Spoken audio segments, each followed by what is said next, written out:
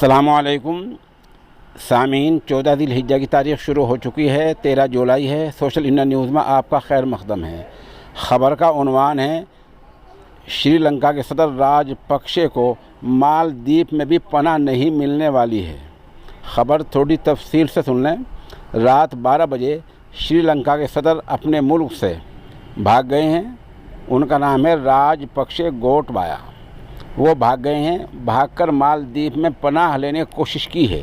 इत्तिफाक की बात यह है कि मालदीव के अवाम बेदार हो गए, बर वक्त जाग गए और उन्होंने आज पूरे दिन बहुत बड़ा मुजाहरा किया है, प्रदर्शन किया है, तहरीक चलाई है और वहाँ की सरकार को साफ कह दिया है कि इस जालिम को यहाँ नहीं ठहरने देंगे।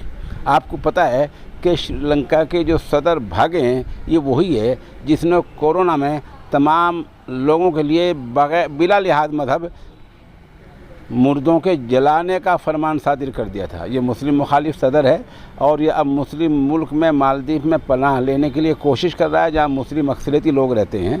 तो आज वहाँ लोगों ने ज़बरदस्त मुजाहरा किया है, तहरीक चलाई है, प्रदर्शन किया है और एक तरह से सरकार जो है मालदीव की बैकफुट पर आ गई है। सरकार को कोई जवाब नहीं बन रहा है। वहाँ की वजारत ख़ारजा से सहाफ़ियों ने पूछा कि क्या आप मालदीव के सदर को पनाह देंगे, क्या आप श्रीलंका के सदर को पनाह देंगे? तो सरकार मोहर बलब रही, चुप रही, कोई जवाब नहीं दिया है। बहरहाल मालदीव से भी आज कल या 2-4 दिन में भागना ही भागना है। मालदीव में भी पनाह नहीं मिल रही है। तो राजपक्षे के हालात से उन लोगों को भी सबक हासिल करना चाहिए जो दुनिया भर में जुल्म करते रहते हैं कि जब आवाम बिगड़ते हैं तो उनको कहीं जगह नहीं मिलती है।